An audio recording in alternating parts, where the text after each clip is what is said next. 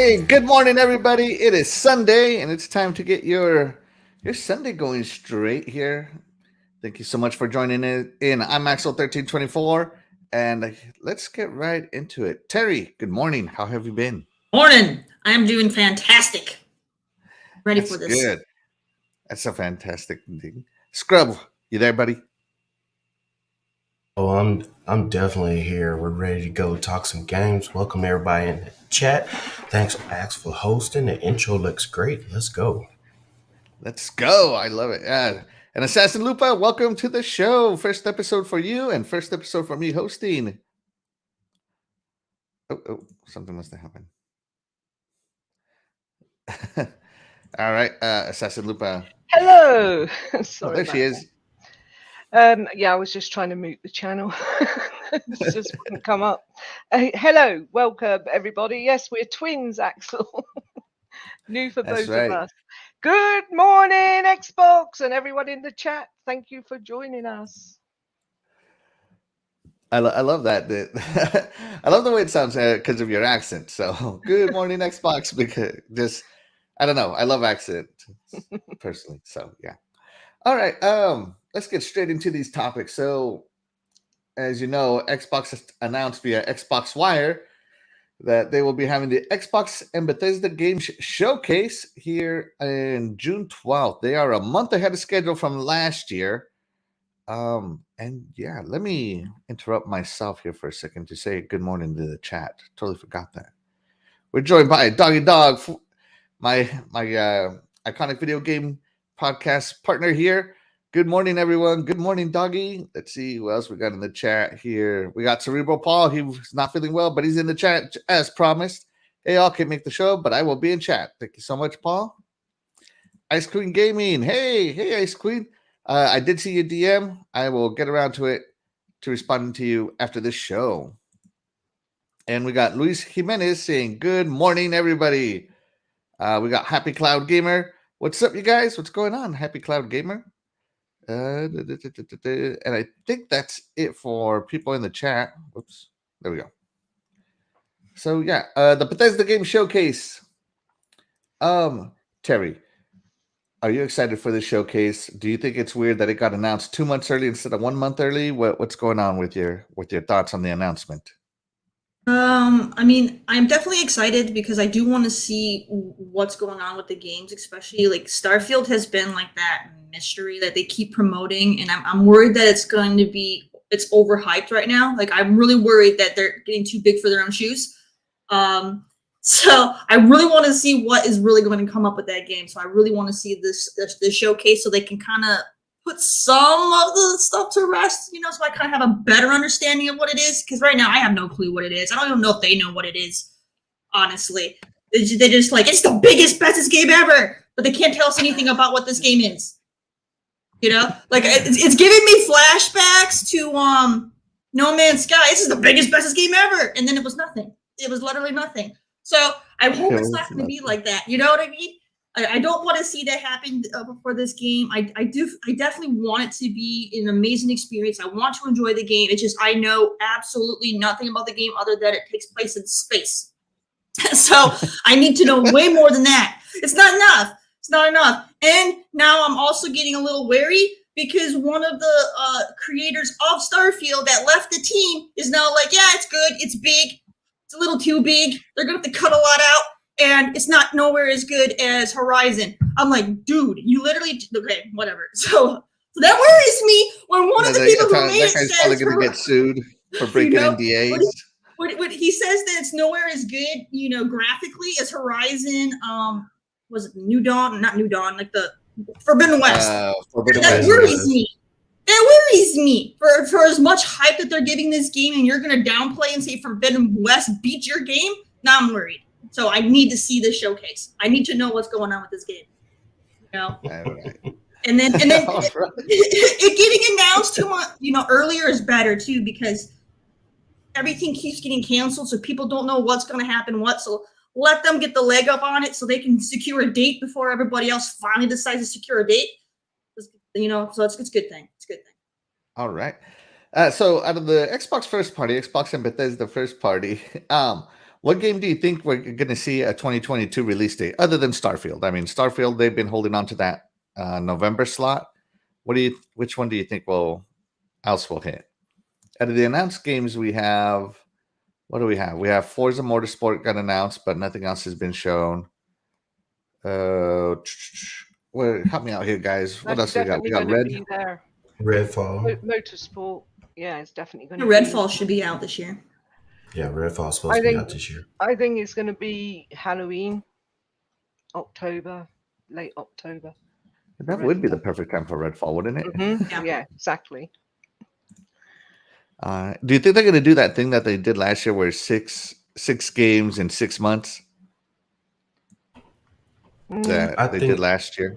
No. Phil Spencer promises a game a quarter, AAA game a quarter. Yeah. And with the teams they've got now, the studios, I think that's a possibility easily. Yeah, I think that's the safest route too, because you don't want to promise all these this month and this month and this month. You know, people are still having problems. Games have been pushed back so much. Depending on the time. Something's happening to your microphone. Your mic is acting up there, Scrub. It was really clear, and then it kind of went like muffled, like your thing partially came unplugged or something. All right, I'll come back here. Yes. Sorry, Scrub. We love hearing what you have to say, but we're going to be able to hear you. All right, let's see. General Spartan joins us. What's going on, General Spartan? Thank you so much for stopping by. We appreciate your support. And we have Cyber Gunther saying, "Good morning, gamers." Good morning, Cyber Gunther. And Happy Cloud Gamer says he DM'd me some Starfield news in my DMs. Let me go check it out real quick here. So yeah, let's go through this list real quick. So what do we got announced? We got initiative with Joanna Dark. Do you think Joanna Dark will come out in 2022? No, they haven't shown anything other than the logo, so no. I think they're too early in development for that, so no. Right. And then let's see. We got In Exile hasn't announced anything. Mojang with some Minecraft stuff. Ninja Theory. Oh, there we go. That's a big one. Do you think Hellblade 2 will get announced? I mean, we did see a gameplay trailer during the Keeleys. No. I think it will be safe for the Summer Game Fest as it has been before.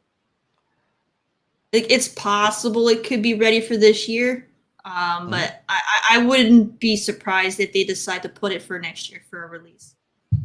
All right.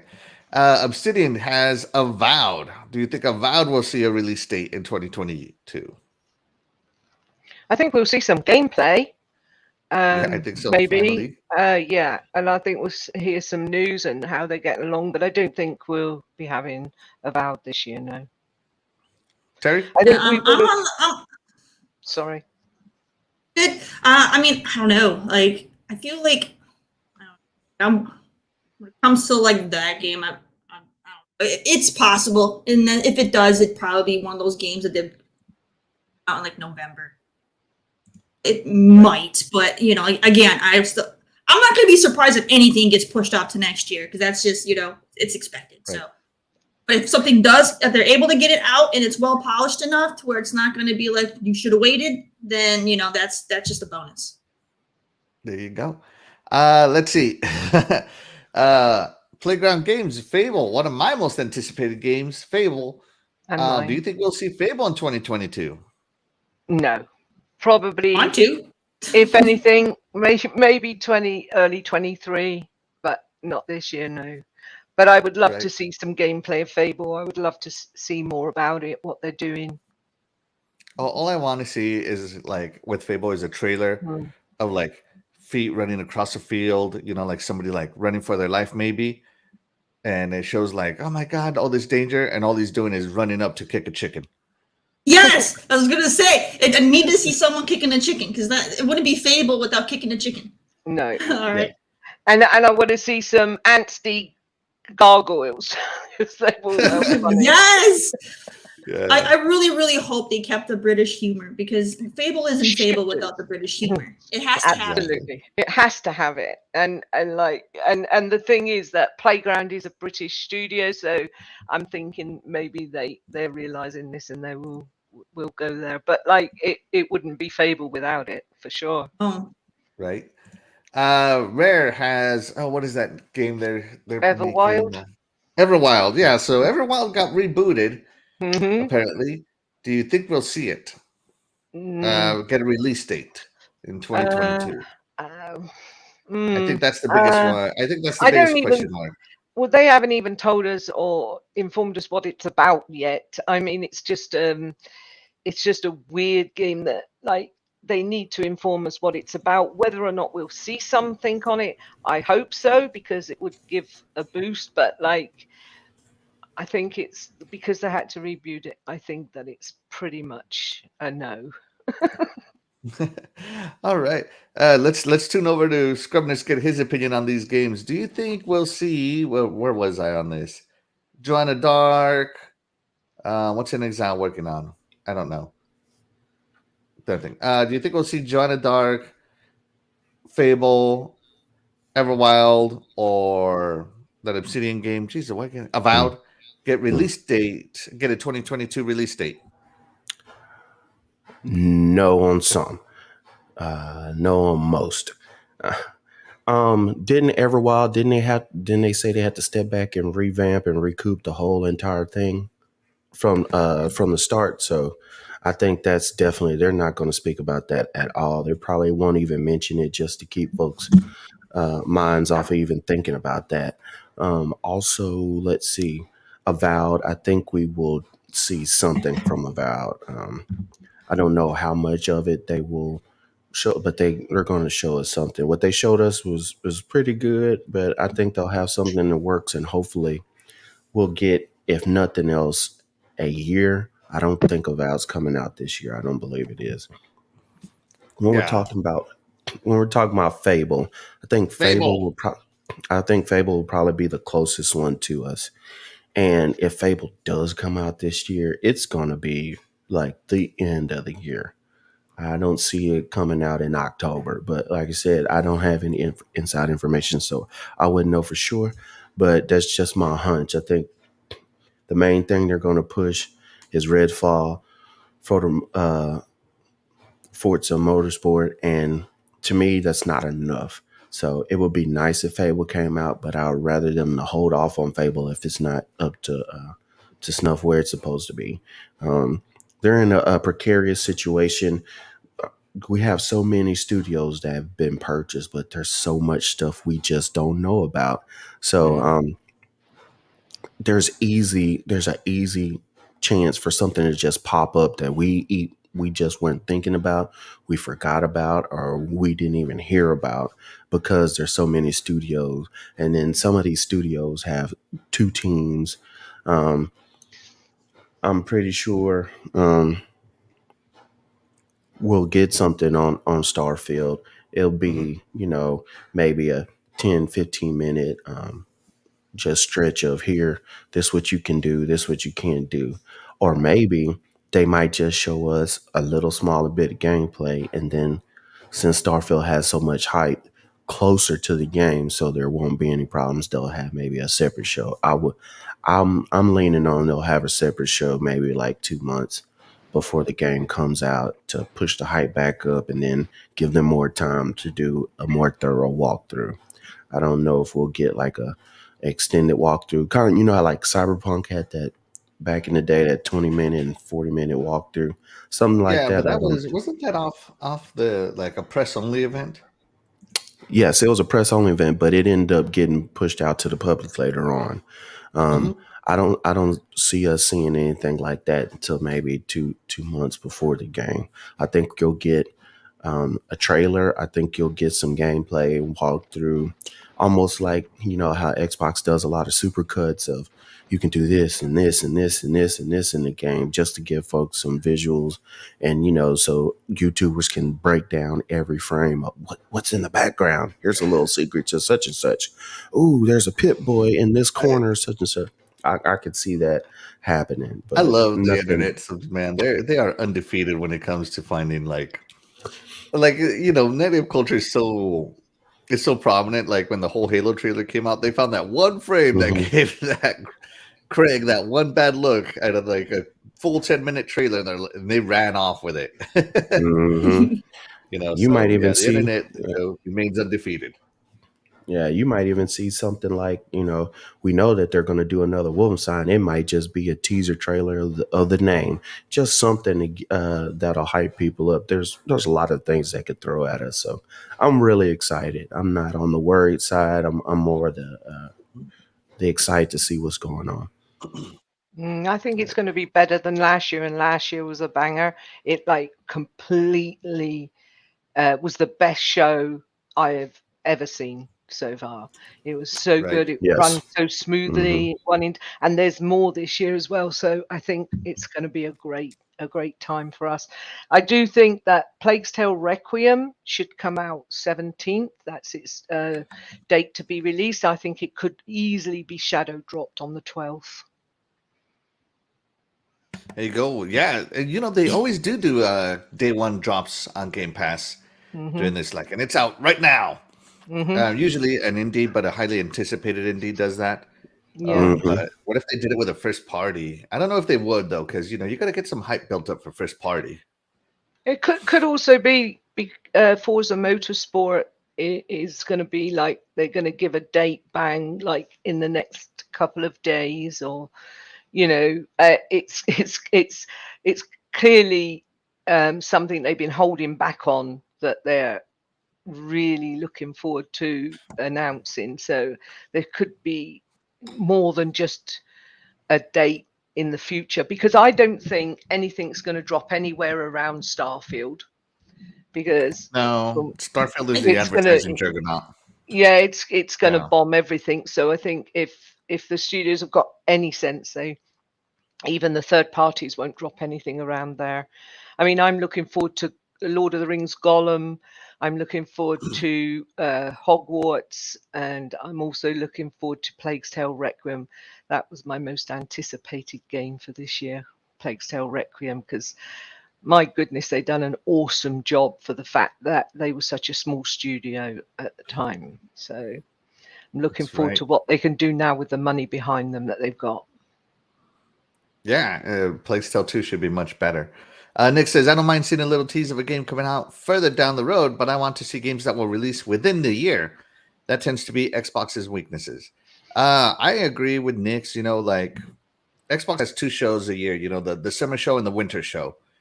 And in the summer show or the winter show, they should show what's coming out in the next 9 months-ish, right? Even if there's some overlap between the shows. I know the shows are 6 months apart, but show us what's coming out in the next 9 months. I think that will be really good, because last year during this show, we got the 6 games in 6 months thing. Flight Simulator, Age of Empires, what are the other 2? Forza Horizon 5, Halo, and one more came out. It was an indie title though. It was not Tune. Death's Door. No, Death's Door wasn't day one. No, it wasn't. Yeah. No, true. But there was a 6th game. I just don't remember what it was. No, and then the winter show, the Keeleys came out. We got to see Hellblade: Senua's Sacrifice hype trailer. I loved it. I love the goriness of it and the darkness of it. But then nothing else was announced. So I feel like Xbox really needs to get into their all year round rhythm, and I think they'll dominate a lot better. Shout out to Dragonheart Yobi. Shout out to Dragonheart Yobi. Thank you so much for joining us. Have a great show, he says. And he calls you Queen Lupa. Legendary nurse. Yes, he does. Bless him. Thank you, Dragonheart Yobi. Yobi. Don't forget as well, you've also got Saints Row and Gotham Knights are both.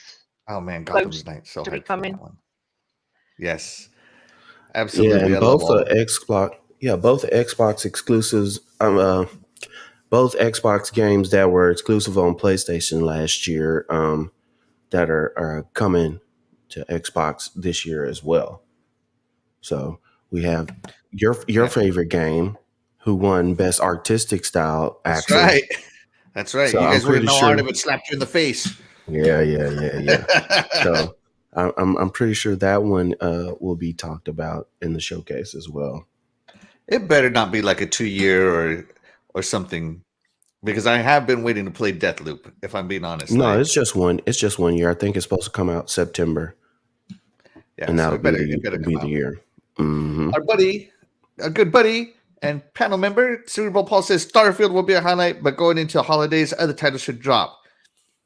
Starfield, I thought that meant San Francisco there for a minute. Starfield won't be for everyone. San Francisco's not for everyone either. I agree. I have to say, Yeah, I'm not that hyped for it. I'm really not. It's just I love sci-fi, so I am. I'm really not a fan of Fallout, or I think The Witcher 3 was much better than Skyrim, so I'm really not that hyped for it. I will wait and see, of course, if it's in Game Pass, which it is. I'm going to play it and try it, because I never give like a review, if you like, or my opinion before I actually play a game. Yeah. But I'm not as hyped as some that I know. I'm there with you, though, Lupa. I'm not hyped for it either. There's not a lot they're telling us, and if it's Skyrim in face, I'm really not damn well bothered, Terry, to be honest. It's just tongue tie. Exactly. They're not. They should, at this point, we should know more about the game. We're getting closer and closer to that release date, and we still know next to nothing about it. And so that makes me super skeptical. I'm not hyped for it. They need to show me something to get me excited, and they haven't done that. No. Yes, I can believe that. They showed us a robot. I'm more excited for Loot River. I can't wait. 2 more days. Yeah, I'm excited more about what they're going to show with Fable than Starfield. I am going to be interested. Starfield is not my kind of type of game anyway, but I do want to see. I do want to see the hype and I want to see what all this hype does it. Does it convert into something that you're actually excited for? Exactly. Like I said, yeah, it's not my style, but I do want to see what it's about. But I'm more excited for Fable for sure. And I'm too excited for all these games because I am excited for Starfield. I'm excited for Fable. To be honest with you, I am not excited for Redfall at all. Me neither. I couldn't care less about it. I think if it's done right, I think it could be fun to play with friends, but it's not something I would bother to play on my own. But yeah, with friends, I think it could be quite a laugh because I like the way the guns and your different abilities, you seem to have different magic things that are going on. So that interests me. But again, it's something I want to play before I have an opinion on it. But I'm a bit more moderately excited for that than I am for Starfield, if I'm honest. But only because of the different techniques and stuff. Right. And sorry I'm off camera, guys. My wife brought me breakfast. As I told my panel earlier that I woke up, my alarm went off and I swear I blinked. And next thing I knew, I was like, oh my God, I got 10 minutes till showtime. So, yeah, sorry about that. Yeah. Jason Max, thank you so much for joining us. He says, just remember, Xbox is #1. That's right. #1 in our hearts and #1 in MPDs. Oh, shots fired. Shots fired. That's right. I do want to say too that as far as Redfall, as long as it's better as far as keeping players than Back 4 Blood, I'll be happy. Art style looks good, but Back 4 Blood, everybody jumped on it, and within like a week, everybody pretty much fell off of it. So you got to be able to have something to keep the player base. But I did, which is exactly what I said would happen. Yes, said that was going to happen with that game, and it did. People don't want to listen. I know what you've been saying, Terry. I mean, a couple of times I played it and I just was bored after one run through. But like I had Shaddai laughing because they'd say to me, "Stay away from the crows," and I'd deliberately go and scare the crows. Oh yeah, I just thought it was funny. Yeah, no, I did an episode of Iconic Video Game Podcast where we talked about games we rage quit, or not games we rage quit, but games we quit. And Back 4 Blood was, oh man, like everybody was laughing, thinking I was joking with all the things that I was saying because it was so out of character of me. They're like, yeah, we've never heard you say those things and those tones and stuff. I'm like, dude, I was hot. I hate that game. Like, it is a game that I rage quit. Like, Yeah. I'm It not went usually one to get hot on a video game, but Jesus, that game just. Oof. it went the way Yeah. of Outriders. Remember that one as Yeah. well. I can Mhm. tolerate Outriders a lot more than Back for Blood. I'll tell you that much. I said so many things about Outriders during their demo, and no one wanted to hear it, and it all came true. And I'm just sitting Nobody there. wants to hear negative Nancy, even if it's the truth. I quit. I quit because of the bugs in that game. All right, let's get back into the Bethesda Xbox Showcase here. We're getting off track here. Let's see. Nick says Redfall is a wait and see. Not enough I've seen to make a decision. The beauty to me is even though Redfall doesn't look for me, I'm still going to download it. I'm still going to give it a shot, right? Because it's on Game Pass. I got 0 to lose, which is the beauty of Game Pass. Thank you, Phil, for giving us net Game Pass. Yeah, it is for sure. King That's Phil. facts, yeah. That's right. Princess Zelda, my other panel member from the Iconic Video Games podcast, is here. She says, good morning. OCD Gamer is here with us. Good morning, guys. Good morning, OCD Gamer. Thank you so much for joining us. Paul had something to say. He says, Harry Potter drops 3 weeks before Starfield, so I have 3 weeks to complete it. I mean, it's a Harry Potter game. You've played them all. I don't Once you know. played one, It you depends on played how them big all. that game is. I don't know if you can beat that game in 3 weeks. I have 0 hype for Harry Potter right now. Like, I saw that do. whole I thing think beginning it's to gonna be end. fun. And I'm just not a Harry Potter fan. Mm-hmm. I'm not a Harry So, Potter fan, but you know, if My the- husband's if the, a Harry Potter fan. Me, I just go along for the ride. But to be fair, a game like that I can get into. I like a bit of magic and a bit of fun, and it looks like it can be fun. And it looks quite. I mean, from the original little trailer we saw to what it is now, it looks a lot better, and it's drawn me in more. But I'll be playing that for my other half for sure. if they have really good gameplay, I'm always open to checking stuff out. Just like with Star Wars, I am not a Star Wars fan at all. But I did play. I can't remember what it's called. More recent Star Wars game that came out. Like I did play it. Jedi Fallen Order. Fallen Order. Yeah. Whatever the one EA did. Yeah, I played it, and Mm-hmm. it was a good game. I mean, I had a lot of gripes with it, but I mean, it was still a good game. Harry Potter's not my thing, but if they have really good gameplay that could get my attention, I can get over the fact that I'm not a fan of the franchise. Mm-hmm. Yeah, I've never finished a movie or read any of those books, so it never drew me in at all. But to me, it looks like for the fans of the genre, the fans of the story, it looks like a game that is going to force feed, remember this, remember that, and they're going to love it. So hopefully, I think it.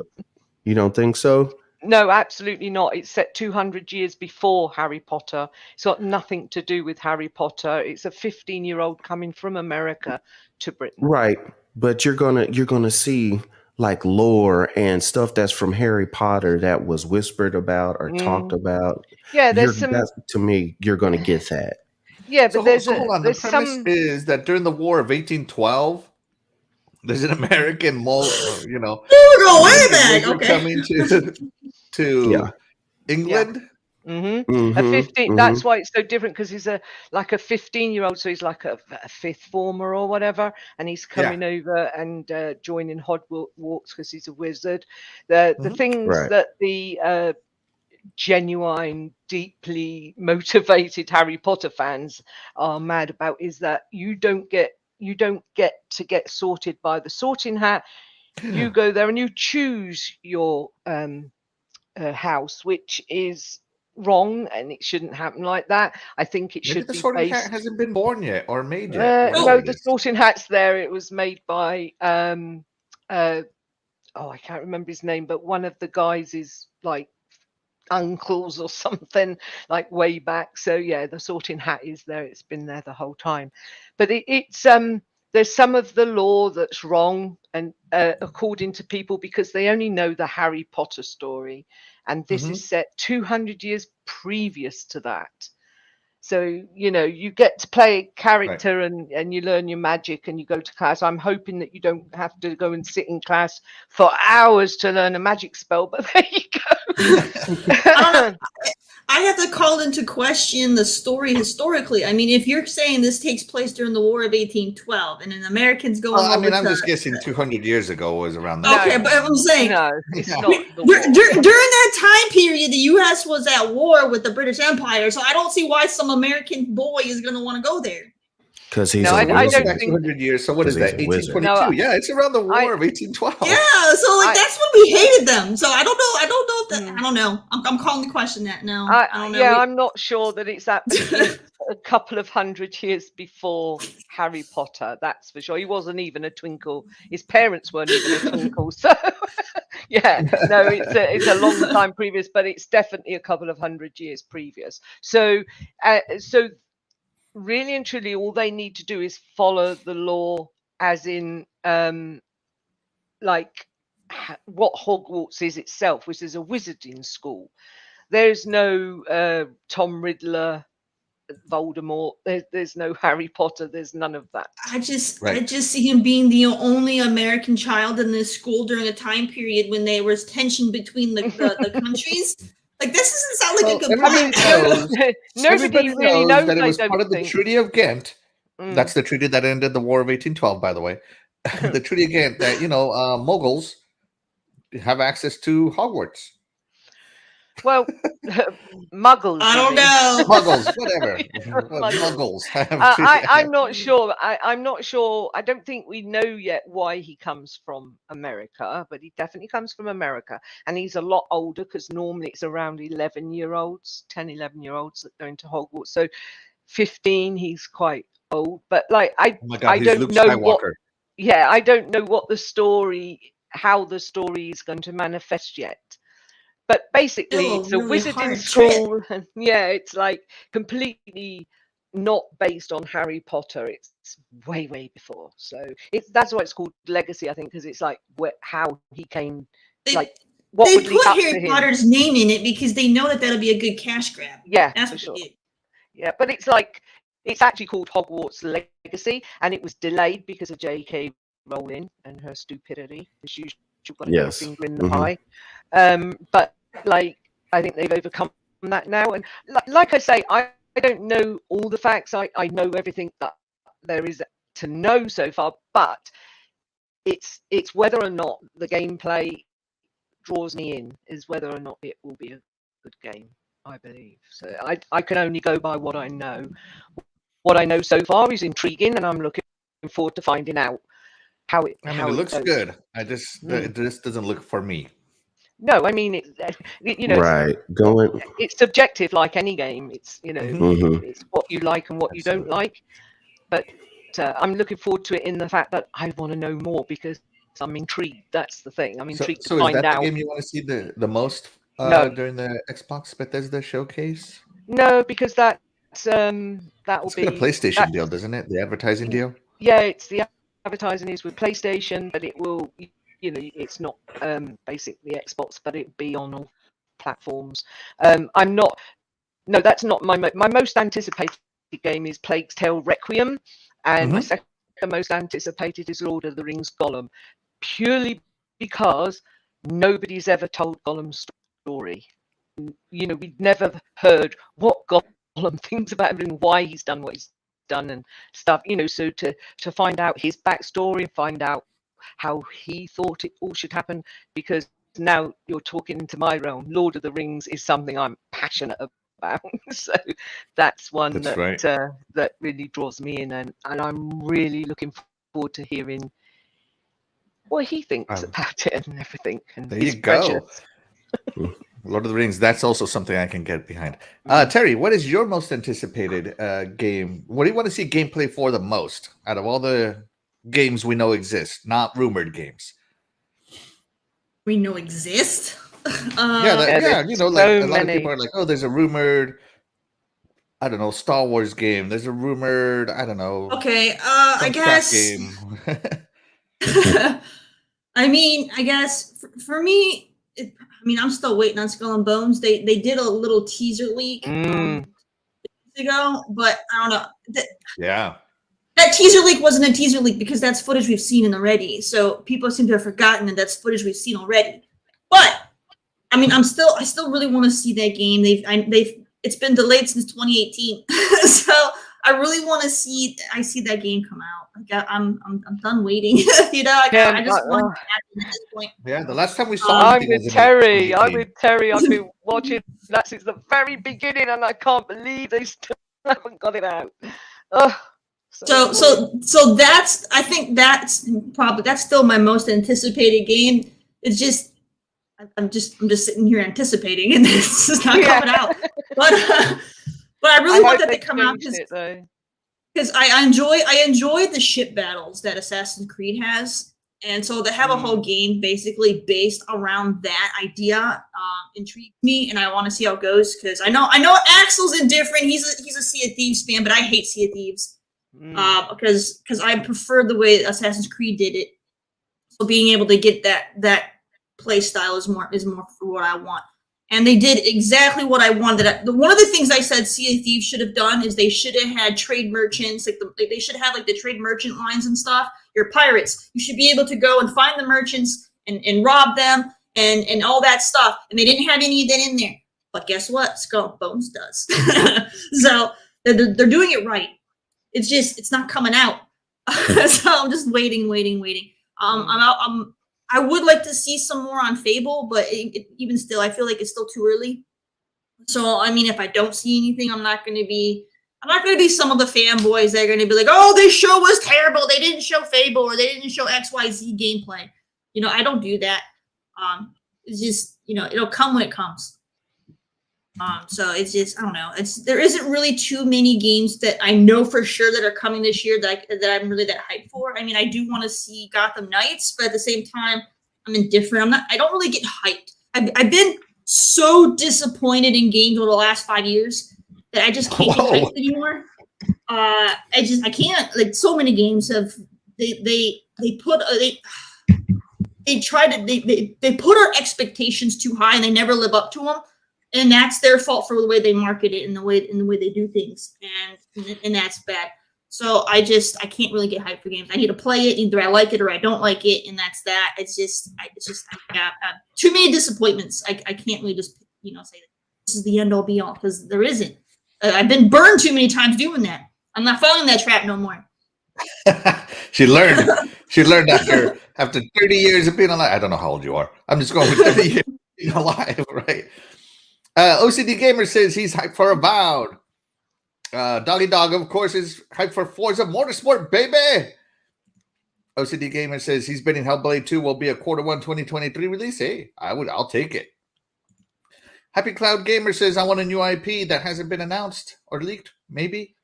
Though I doubt it because everything seems to be leaked. I want to see every game. Yes, we're in the era of remakes right now, so good luck with that. Remakes and remasters. That's right. Scrub. I'm sorry. Say that again, Lupa. Sorry, I'm just saying I'm looking forward to Somerville as well to see what that's all about. Looks quite good. Oh yeah. I remember that trailer they showed. It seemed interesting. It's got my attention because I can think of what you're saying. I recognize the name, but I don't remember the. It's a small indie. It's a side scroller. Oh, the one that's with from the guy people that made Inside and the people that made Limbo type-ish. But like Trek to Yomi looks awesome as well. I'm looking forward to Yomi, hell yeah! It's on Game Pass. You should have checked it out. Scribners, what are you looking forward to the most from the announced games we have? From the announced games you have, like I said, the ones that we know exist. The ones that we know exist, it will probably, like I said, I need to see something from Fable. That's what I'm excited to see. Starfield, I want to see what they have. There's so many games that are out there that never had dates. So it's just so many that could just pop up that we could go, oh crap, I forgot about this one, or oh yeah, that's good. But if you look at the list of games that are being released that already have release dates, almost but a vast majority of them are third party. There are so many third party games that I'm excited about. like Terry said earlier about, like Gotham Knights, seeing what they would show more of Gotham Knights. Even though I'm not a big one, but I know a lot of people, Saints Row, Warhammer is coming out, that 40,000 Dark Tide. But it's just, I know we're not going to hear anything about Stalker 2. I just don't see us. If you hear anything about Stalker 2, it's probably going to be a release and somebody saying, I'm sorry for the situation that's going on, which they have already, bear with us, pray for Ukraine and all that They stuff. couldn't But help that. That's, right. I that's don't. I sad think state as of of right now, affairs. Stalker 2 is we may not see it for years if we see it at Stalker all. 3? You mean Stalker 3, right? 2. Stalker 2. I don't know. Yeah, Stalker. I was Yeah, thinking Stalker of the. 2. Do you know? I always get those two mixed up. The one, there's one, isn't there? That's the one with the deer going to eat you because it's a zombie deer, and then there's the other one. State of Decay 3. State of Yes, Decay. Yeah, I always get those two mixed up because they're so similar to me. So and we I'm won't get that hoping for a good while things too. from Stalker. No, we won't. And it's really sad that things like this impact so badly on, what can they do? Their studio was blown to smithereens. There's nothing they can do about that. We just have to hope that they're all okay and they can get back to what they do best soon. Right. I want to add Lords of the Fallen 2 because I think that's supposed to come out this year, maybe. So I am looking forward to Lords of the Fallen 2, and then I want to add Space Marine 2 to that list because it's been announced. I don't know how far in development they are, but I am very excited for Space Marine. Okay, there you go. All right. So my games that I'm looking forward to the most is Starfield. I love sci-fi. If you know me, I love a lot of sci-fi. I'm really into it. So I'm really looking forward to Starfield. They describe it as Skyrim in space, and Skyrim was an experience. So I'm really looking forward to Starfield. Another game I'm looking forward to, really want to see is Motorsport 8 and Fable. Motorsport, I love the Forza series. There is no number. It's just Motorsport now. It's Motorsport 8. No Everybody number. knows it's Motorsport 8. No number. I could honestly afford to see Motorsport being one of those games where while they're doing the show, it is now, and then at the end, available now. They could easily just drop it right then during the show. I think the game that would be Shadow Drop first party might be Age of Empires on Xbox because there's no advertising needed on that one. For sure. But the console 4, release is supposed to be coming out. Mm-hmm. Yeah, so the port. But Fable, man, I love the Fable games. Those are games that I 1,000 for the sake of doing it. I really enjoyed them. When Fable 2 came out and you could do multiplayer on it, even better. Choose so much fun joining up with a complete random to have babies, get married, all that, and then kill them all. Oh my gosh! Wow, I used to play Fable with the goal of owning every piece of property that was available at all times, and just count that money. I was a Norval Lord. I mean, So yeah. Another one I'm looking forward to is Avatar 2. Yeah. But the movie was pushed to, I think, December 16th. So, but I think the game will pop around there as well sometime. Absolutely. So that's another one that I loved. The first Avatar, 1000 it, did everything I could in it. I thought it was great. And this one's going to be so much better. I wonder, everybody talks about Avatar being a franchise, but I'm like, you got to have more than one movie or more than one game to be called a franchise. Of course, it's. I mean, do they have books and comics? Because that's how they could do that. Maybe. Let's check in with the chat. I don't know, Terry. If anybody in the chat knows, let us know. Jason Max is in the chat. He's excited for Indiana Jones by Machine Games. Let's see. Ice Cream Gaming says, I'm looking forward to this Xbox show in June, but I don't want a lot of talking in this show. Just want to see game after game. Yeah, just like last year. Last year, last year was best. What was that from Avalanche? Yeah. That's that heist game that they kind of tease. We might see something from that. What's the name of Oh, that Kirk game? begins with C, doesn't it? Contraband. Yeah, Contraband. Contraband. Contraband. That's it. Yes. Yeah, Yeah. Couldn't think Contraband. of it for a second. Sorry. Exactly.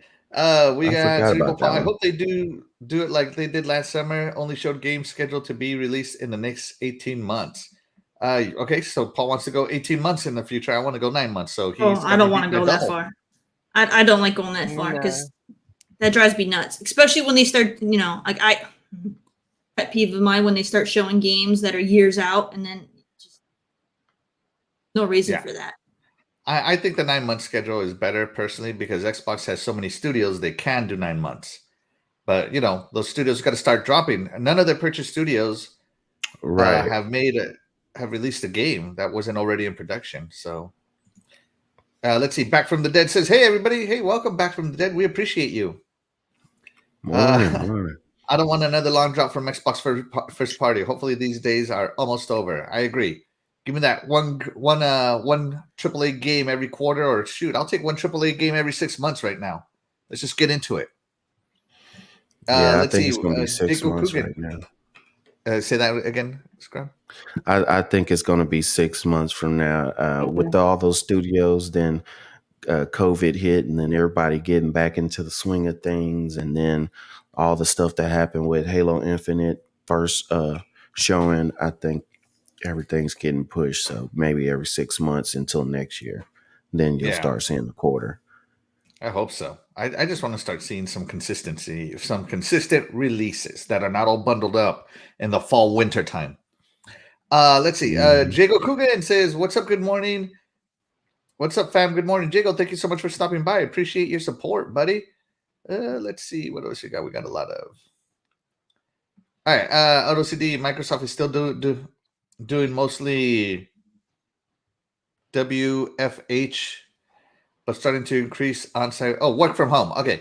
Microsoft is still doing mostly work from home, but starting to increase on-site workforce. They are hoping to be back to normal, quote unquote, by 2023 as they get further from the pandemic. As are everybody, to be honest. Let's see. Sci-fi is my gem. Starfield is one I am looking forward to, but Mass Effect 4, man, hope for a teaser.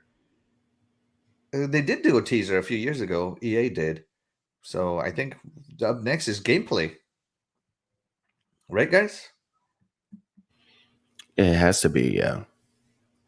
Yeah. And Eternal Shaddai drops in. This year is going to be crazy for Xbox. And Trek to Yomi in 4 days. Whoops. Let's move it along. All right. So these are the ones we know are working on something. Now, all the other studios are rumored to be working on something. Just, not official. Do we want to see official announcements from to see what Compulsion Games is working on? Double Fine, In Exile, whatever the coalition is doing, ZeniMax Online, or id Software.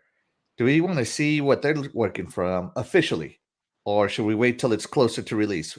Scribners, why don't you take this one? Yes, and yes. I don't, unless you're doing something that's just so just off the wall and nobody can expect it, and just something so far in the future. No, but if you're still in pre-production phase, I don't think you necessarily need to announce it. But if you're in the production phase, you're working on the game, you're building it up, yes, definitely show it out. Like we know there's a Wolfenstein game coming out. If you did something, fine, you announce it. But if you're just in talk, sitting around a table, and y'all are making, little storyboards or drawings just to figure out what the game is going to be, I don't think you should announce it, because we'll never know if that'll actually come to fruition. There's a lot of things that can mess that up. So as long as you're doing something, you have a purpose, you have a plan, you've already started working on it. Yes, I want to see what these companies, Xbox has acquired these companies, have purchased them. Some of them already had games in the works, and that's why they were purchased. And then some of them, Xbox says, hey, what do you want to do? Work on that game. Let's see what's going on. Like Terry says, you don't want to see an announcement of something that's 3, 2 years out, and you're just waiting on people to deliver. But if you have a game, you don't have to actually show what you're in, but you could say, boom, here's a little teaser, the name, and that's it. And then, because it gives the fan base hype, but I wouldn't even do that. Here's the name of it, unless the game's coming out in the next 2 years. All right. There's no need to do like Cyberpunk with CDPR, and you showed Cyberpunk across the stage, and then it was almost 8 years before the game was actually out for people to play. You get hype, and then overhype, and then overhype, and then every year, every 6 months, somebody's wanting more to see where you're going. And I think that puts too much pressure on the people, because you're just trying to market, and then you put too much of a high expectation on the game. And like Terry was saying, that's kind of what is happening with Starfield. I think the hype is getting so high, you hope that it'll be able to deliver. But a lot of times, games are less than the expectations, because we start building in our head what the story is going to be. So it makes it hard for anything to match it, because you've already built in your head what it's supposed to be. There you go. All right. Good points there. I agree with you. They shouldn't announce something 8 years out. That's just bad practice. Right. Terry, what do you got on this one? Do you want to see anything from these studios that haven't officially announced anything? I don't know. I mean, if they haven't announced anything, then I guess there's no expectation for anything. I don't know. I mean, pick a studio, and then I'll tell you if I have any. Just pick one. Pick one. I'm going to pick your favorite one. We're going to go with The Coalition. My favorite? Okay. I love that reaction. The Coalition. Oh. Like, no, there's nothing they could announce that's going to get me excited. Nothing they could announce that could get you excited, huh? All right. There you go. AssassinLupa, do you want to see anything announced from the, Compulsion Games, Double Fine, In Exile, The Coalition, ZeniMax, or id Software? Yes, of course. I want new IPs. That's what every gamer wants. We want something new and different to play. And I'm looking forward to seeing new and different IPs. And that will be so good. I don't want the same old first-person shooters. Xbox needs third-person RPGs and shooters, whatever they are, but we need third-person more. And it's one thing that Xbox is lacking in. And new IPs is what I'm hoping for. And completely new game styles and new games completely, because I've done all the old stuff. I'm too old to worry about them anymore. I want new stuff. I'm looking at the new technology. Unreal Engine 5 is going to blow everybody's minds. And I just think it's going to be an awesome time to be a gamer. It already is, and it's only going to get better. Awesome. So me, I'm going to go with Nurse. Usually when you announce a game, you go with like a name announcement, and then the next year you go with a CGI trailer, and then the year right before it releases, you go with the gameplay trailer. So announcements seem to have this 3-year cycle or 3-show cycle. I'm not even going to call it 3 years, because sometimes it could be 8 years. But they seem to have this 3-show cycle where it's announcement trailer, CGI trailer, like a story trailer of some kind, and then gameplay trailer. So I'm most curious to find out what Compulsion Games is working on.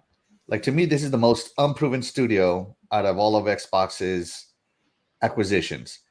I do think they could make something good if they had the money and the talent. But right now, they're the ones that got to prove themselves. Double Fine, what can you say? They're going to make a fantastic game no matter what it is. You could give them an old IP, a new IP, doesn't make a difference. They're going to make something quirky and fun to play. In Exile, they're the RPG experts, the isometric RPG experts. Their storytelling is top notch. The Coalition, you got the Unreal Engine professionals. They're the ones who did the Unreal Engine 5 demos.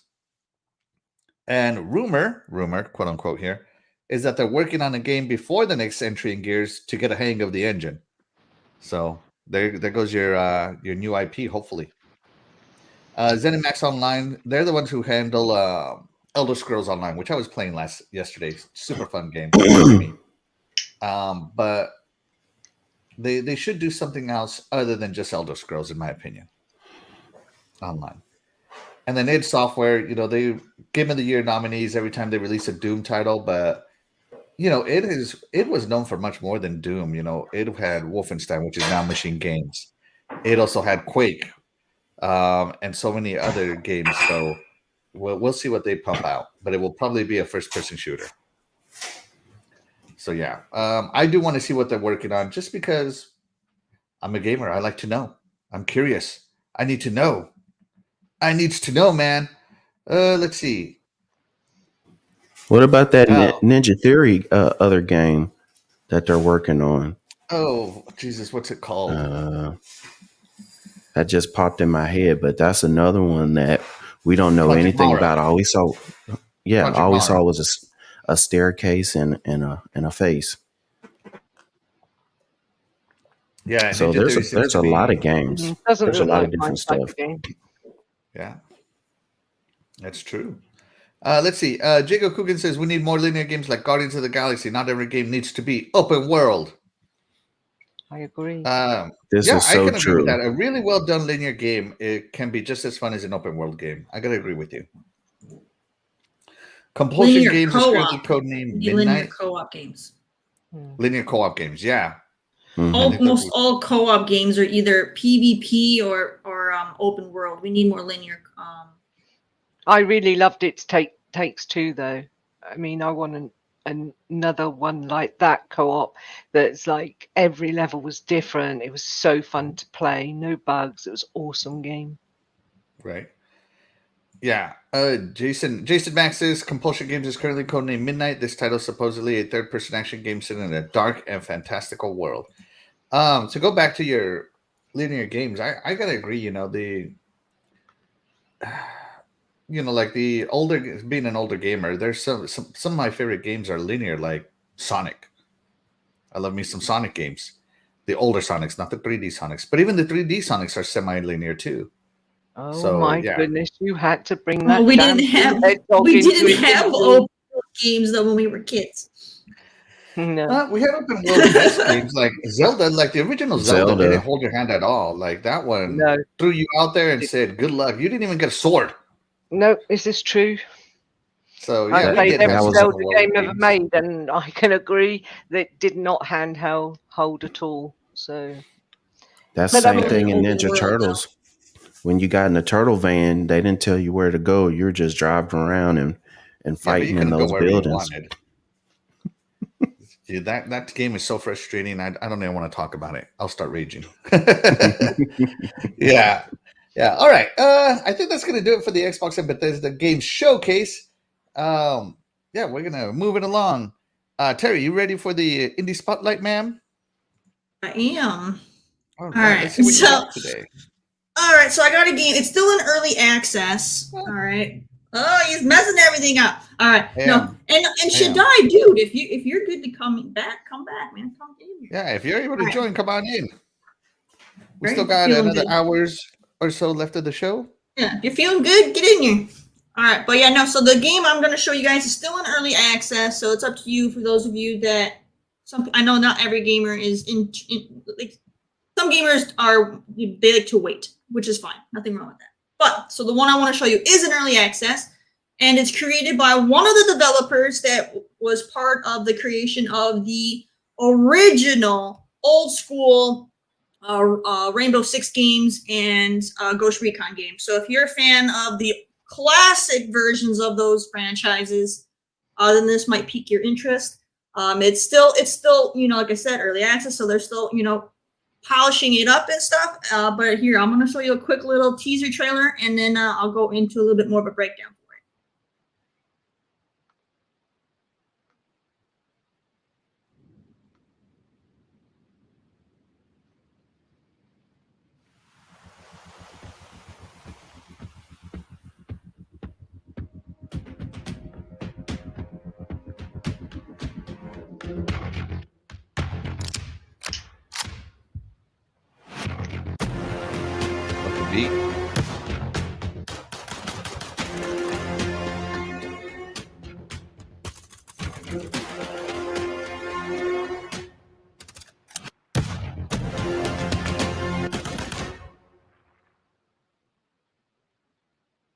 So Ground Breach. Now, this game currently is PC only. I don't know if once they get it all fully released that they will intend to bring it over to the console space. But as of right now, they're just kind of getting their feelers out on PC. But you can go ahead and you can check it out. It's on Steam for $30 right now. You can do single player. It's got online co-op and online PvP. One of the great things about this game is they're really pushing realism, as well as they want to make sure that you're not limited. Like first-person shooters today, they put a lot of limits on you. Your squad is only able to do certain things that's predefined.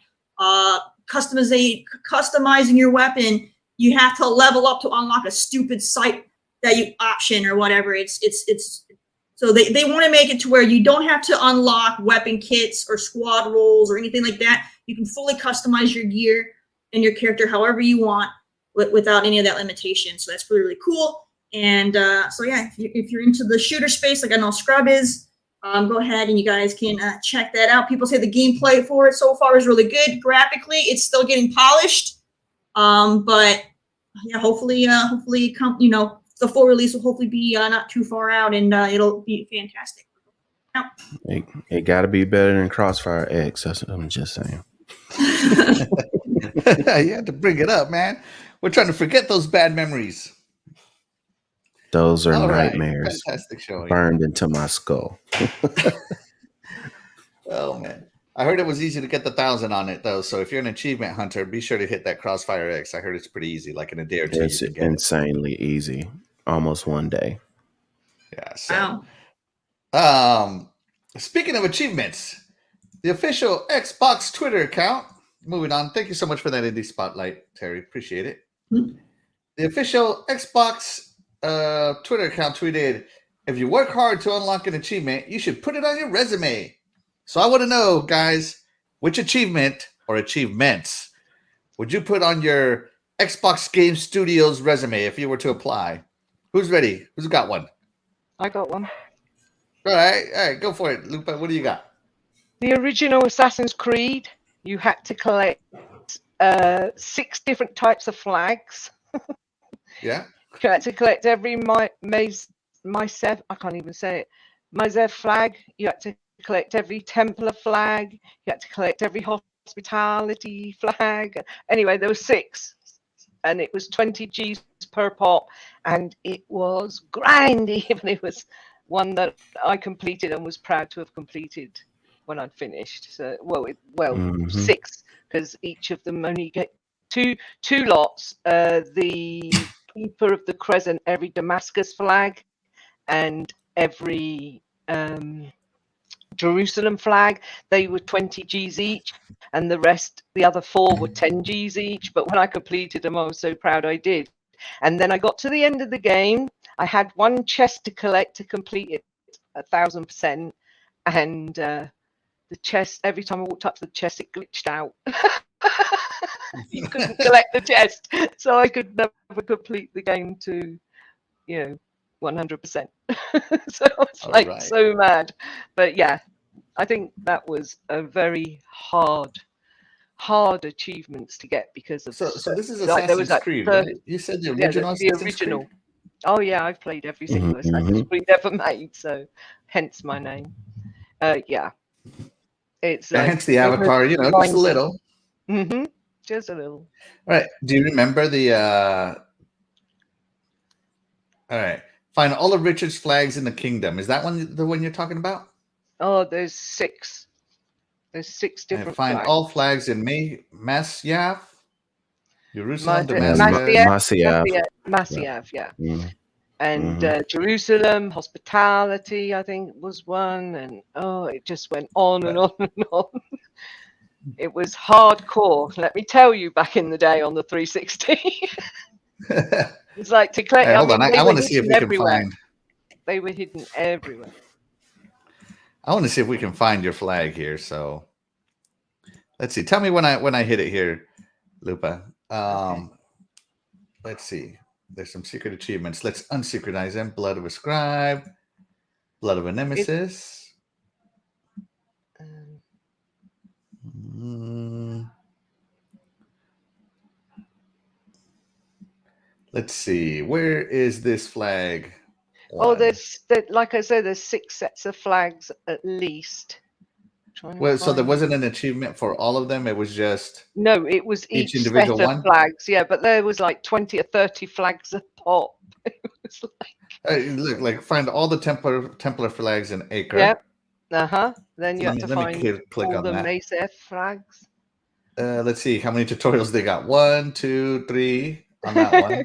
Yeah, there's a lot of So yeah, flags. there you go. So it must be pretty good. All right. Yeah, it was Who called else is ready with their achievement? They were all called Keeper of the Crescent, Keeper of the Four Gospels. That was the name of the achievement. So all the Keeper ones you're looking at there, and Yeah. also the all Richard's flags was something else, I think. And Yeah, Keeper of the Four Gospels, Keeper of the yeah, Creed, Keeper of the mhm, Crescent, all of Keeper of the those. Lion. So you can Hassan? imagine how many flags it was. It went up into the couple 300, 400 even Oh my. flags in total. You have way more patience than us. By the way, chat, let us know which achievement you would put in your resume if you were applying for an Xbox Game Studios resume. Scrubners, what do you got? I'm gonna be the contrarian one out of this group. Maybe, Uh-oh. maybe not. I don't care about achievements. No, I don't either. To be fair, I do I'm not not achievement There's hunter. not care. one achievement you're proud of, Scribners? No, what achievements I care about the most? The ones where I get a diamond achievement and I have no clue what I did to get them. Those are my favorite and most cherished ones because I really don't play to say, like Gears of War, do 100 perfect reloads in a row. Oh, Okay, that might be one that I tried when I was younger and I got it, but it takes, to me, a lot of achievements take you out of the game. If you're sitting there fighting enemy combatants and in your head, oh, I have to do it this particular way, block 4 times, then do an ultimate move 20 times in a row. I'm thinking more of the achievement than actually playing the game. To me, it draws me out of the immersion. I like to be immersed deep into the game. That's why one of my favorite games I say of this year, even though it came out last year, right now is Cyberpunk 2077 after they put their the update in, because this game is really immersing you deep into the game. Yeah. Mm-hmm. I think after playing it, the only way to do this first, I know a lot of people, I want to be third person, but it just draws you in. The way you walk down the street and people just react to you, look you dead in the face, or they wonder where you go to.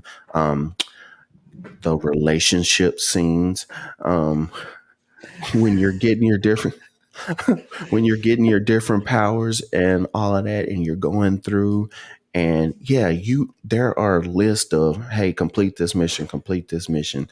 Yes, I like to go and say I completed this mission, this one and this one, but I do not go, here's all the missions that are left to do, here's all these achievements. I don't look at the achievements. I just go and play the missions, and to me, I get more of an enjoyment out of that. But what I do is anytime an achievement pops up, once I finish my gameplay for the day, or if I'm at a stopping point, I like to go back and look and say, "Oh, I did this," or "Oh, I did this." There are times, because your Xbox has your achievement tracker.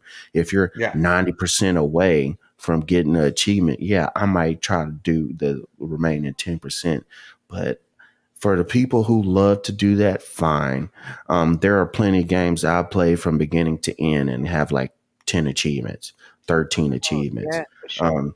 I think I played a game once where I only unlocked 3 achievements the whole game, and it was some Right. like 80 hours. Yeah. And it's just me, because I got to a point, back in the day, achievements were, what's your achievement score? And when I say back in the day, I'm talking about like '07, '06, all that era. And back then, I was a bro shooter. That's all I did was I'm playing Call of Duty. So you play the story mission, you might get 12, and that's it. But I might have, 2 weeks of gameplay. on the game. You know, I used to play my Maddens. I used to get immersed in your build your own character, go from Madden all the way. I mean, from NCAA, high school, college, and then switch over to Madden. And I would play hours of that. And there wasn't any achievements. Multiplayer back in the day, and still to this day, most of the time there are no achievements in multiplayer. And I'm a multiplayer fan. Now, as I've gotten older, I have branched out to more of liking something like a Witcher uh, uh, or a Cyberpunk, or you know, my Assassin's Creed, like Lupa. You know, I never wanted to find all the feathers. I never wanted to find the flags. But if I was on a roof and I was about to drop down and assassinate somebody, and a feather was right there, I go, "Oh, here, I'll grab it. Go kill." Yeah, that's what I did. Yeah, And then I it's saw that I just. was so far away from getting them, then I wanted to complete them all. That's what I did. Hmm. Yeah. That's why I Dedication. sent that one all that way back, because I think that's the only time I actually chased achievements to get those flags, Hmm. the feathers, because it was just part of the game back then. Yeah. But it's gone from the game now. Yeah. And Jago, when you're talking about the relationship scene with Pan Am, yeah, but the one with there's another one in there that is way more graphic than that one. If you finish the game or you keep playing, you'll know exactly what I'm talking about. Um, there's a lot shown, and it's kind of weird because you throw it off because you're like, this is a video game, but is this real? Is this what is going on? But I applaud people who like achievements. I'm just never been that person who's about achievements. Um, I just want to be immersed and enjoy the game. And like I said, if I get them, fine. But there's too many people who live their life through video Oh, games saying, I I can't I believe it. I 100%, I 1,000 score this one. I got my platinum trophies, and it's like I don't care if I get a bronze trophy. I played the game. That's to me, it's all about the game and the gameplay. Yeah, There got you all go. these people that, like, I look on my list when I'm doing my quests, Game Pass quest, and there's people that have got like 17,000 gamers scoring like 7 days or 4 days or 5 days. I'm thinking, you spend your life buying $2 games, $5 games, and then completing them just for gamer score.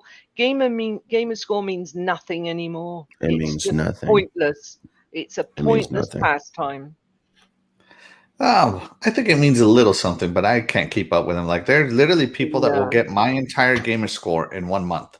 Yeah, I can't exactly. compete. But No, But I that's don't what know. I'm saying. back to Not if you're a achievements. gamer.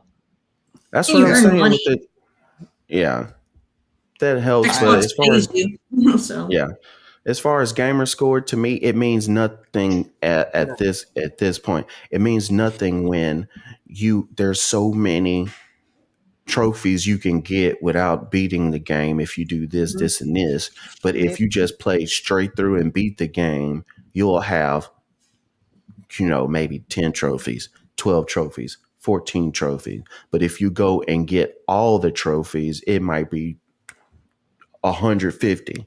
And to me, it doesn't show what you put into the game. It doesn't show all the work you put in the game because you Right. did the achievement.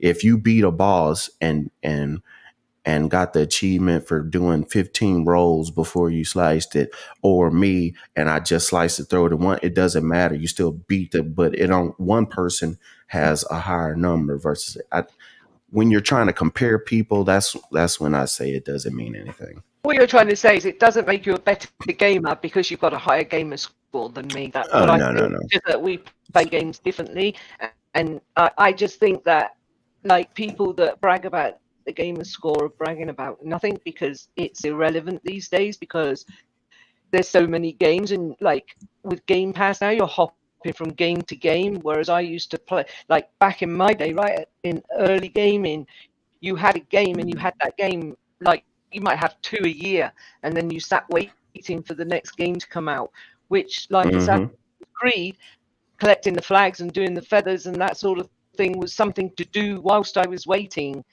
for the next game that I was anticipating to come out because it took so long. So I would do them for that reason. But like now, I couldn't give a damn. Like I'll play a game to enjoy a game, not because it's going to give me 1,000 gamer score or 2,000 gamer score. To me, it's irrelevant now. All right. Well, there you go. That took a huge left turn. Terry, if it was relevant to you for your resume, which achievement would you put on your resume? I used to be an achievement hunter, back during like the 360 days, but I lost interest in it during the Xbox One days because it just didn't purpose any further. Before, back then, it was fun and it was an accomplishment because a lot of the achievements, like less than 5% of the gamers would get. But nowadays, it's like the achievements are pointless. They make you do stupid things that don't mean anything just to get an achievement. And it's I don't know. I mean, there's achievements I've gotten that I had to work hard to get, but at the same time, I don't really think that much of them. However, I would say that if I saw somebody with a resume that had the Seriously 2.0 achievement on it from Gears of War, I would be like, okay. I'd be like, okay, well, that person is dedicated. That person has patience. I'm like, these are good qualities of an individual. I myself have never gotten the Seriously achievements because they're flipping insane and ridiculous and a waste of time and life. So for those of you that, grinded for months at a time to get that, kudos. but yeah, no. Now, the Seriously 2.0, 3.0, 4.0 achievements, there's only one person I know that gets them, and that's Other Zinc. It's my good buddy Other Zinc, and he plays Gears of War daily for 5 hours every day at least. So kudos to him, but yeah, I couldn't get those. I've never gotten a single one. No, not a single one. I haven't even gotten halfway to getting one. Just putting it out there. Not even halfway. So, yeah, those Seriously achievements are for those guys like Other Zinc that just love them some Gears of War and they want a challenge, I think. And if they care about achievements. I know one person, he got the Seriously, like the first one, and he got the 2.0, and then when the next game came out for the 3.0, he said no. He looks back and he's like, I wasted so much of my life getting the other two. I'm not doing it anymore. He's like, I'm done. Which achievements I've always wanted? Like Halo 3 used to have these achievements for getting each of the kill streaks, like double kill, triple kill, quadra kill, pentakill. All these other ones that they have, Kilimanjaros, all these killathons or whatever. Killtaculars. Yeah, killtaculars. They have an achievement for each and every one, and I wish that I would be able to get them, but I'm not that good at Halo. No. At best, I'm talking at like my absolute best, maybe a pentakill.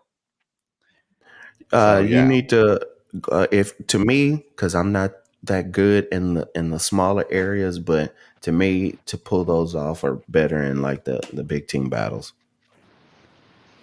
Yeah. That's just to me. If you hold down a certain area, the mantis or the tanks or something. Yeah, or hold down a certain area for that every time somebody comes through and you're defending that area. But if you're just doing the 4v4 and the capture the flag and stuff, you're just insanely good to pull those off in those matches.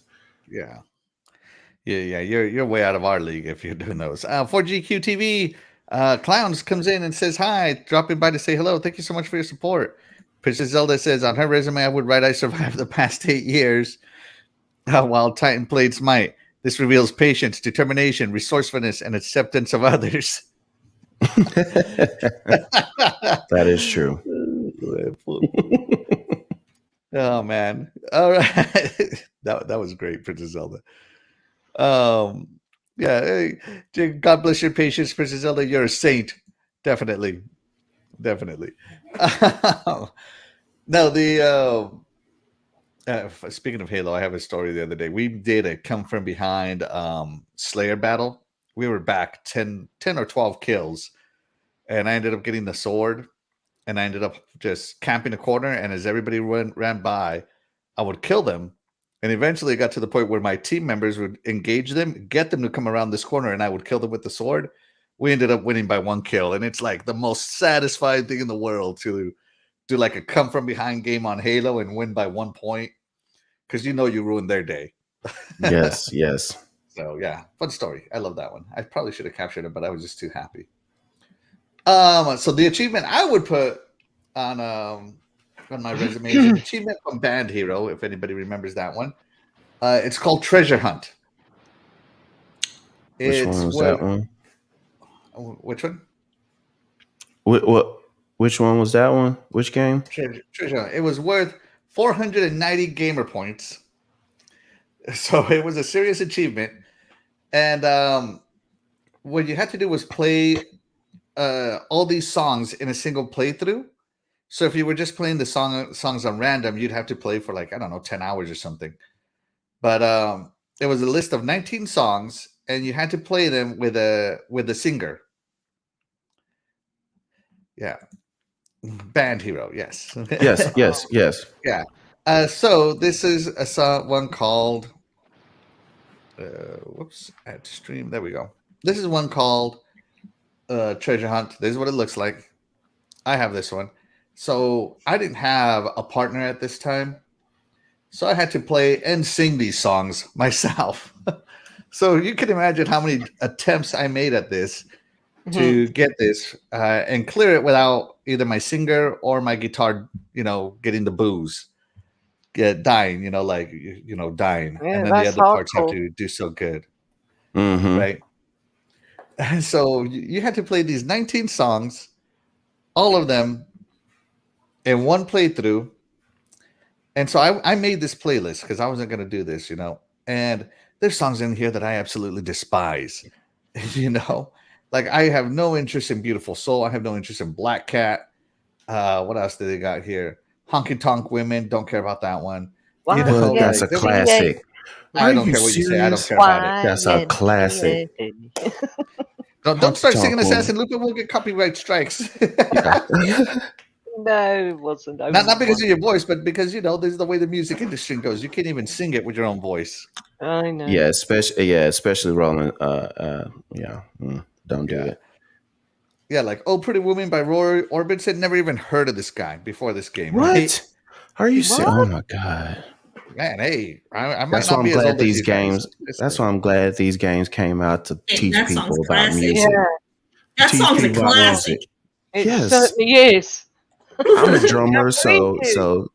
so that irks me when I hear stuff that like classic songs. Nobody needs to know every song, but certain songs are just classics. Yeah, Yeah. So this is the achievement I'm very proud of, mostly because I did it by myself instead of 2 players. And this playlist to get through took like 2 hours. So here I am going through this playlist with my avatar. You could load your avatar into Band Hero. So here I am with my Batman outfit avatar playing these songs. And just, I don't know, I enjoyed it. It's not a rare achievement, only about less than 5% of people have unlocked this one. So it would be one of those diamond achievements right now. So I am very proud of this exact set right here that I unlocked it. So shout out to me. Thank you. Give myself a pat on the back. Round of applause, Axel. I thought so of this is the one I would achievement put on then. there. I thought of an achievement, like I said, since I played a bunch of multiplayer games.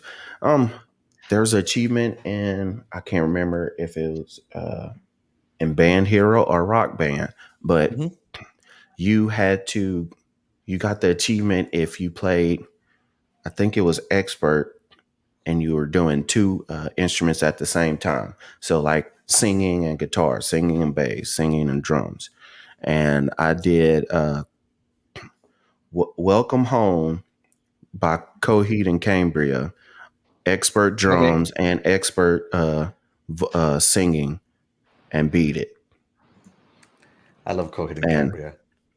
Oh yeah, and that's only because I knew the song like the back of my hand on drums, so it made it easier to sing the song. But if you play drums, or if you play Rock Band or Band Hero and try to play the drums and sing at the same time, it's damn near impossible, because these songs are so intricate. You're singing on time, but some of your drum movements on whatever hand or foot you're using is off time.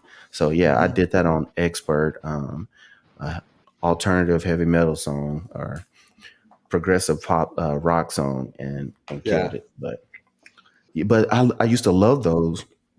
You would have Rock Band because I hang out with my friends, and they used to have these competitions like every week or every 2 weeks. They would put out a song, and then they would have the world leader score, and it was all four of us. We played one song on Expert, and for almost the whole entire week, we were in the top 35 in the whole world.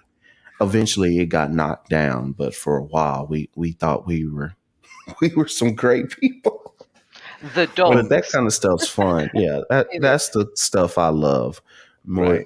Is the leaderboards and how many hours you put in the game to have fun. I love those parts. When I was in the army, we were in a barracks, and I swear to God, I got promoted to the point where I would have my own room, if you will, right? Which is a big deal, right? You're no longer in the common barracks. So I'd have my own room, and the room above me, all you would ever hear is he was jamming those drums all the time, and people were annoyed by it. And I got my Guitar Hero guitar, and I walked upstairs and knocked on his door, and we played some Guitar Hero together. So we were both jamming. We became good friends. Yeah. So That's awesome. With my That's kids. awesome. They were the band, and I was the singer. It's nuts. You would be the singer. They We were always young. struggled to find a singer. Yeah, you could never find a singer. Yeah. I used to Coolcat, do a lot did you of ever play? those singing songs. Those songs that you, what was it called? With the microphones, not the Guitar Hero, the band hero, rock band, whatever. Are you talking about Wasn't Lips? one called like Song Star or something, or Sing Star? Yeah, it was called Lips. song. Yeah, Terry's nearly right. I think it was that song Something like or that. something. Not the Lips and that. No, the previous to that, long time before that. One of the first that was out. And I got used to singing that. It's not about having a good voice. It's just about making sure you hit the right notes.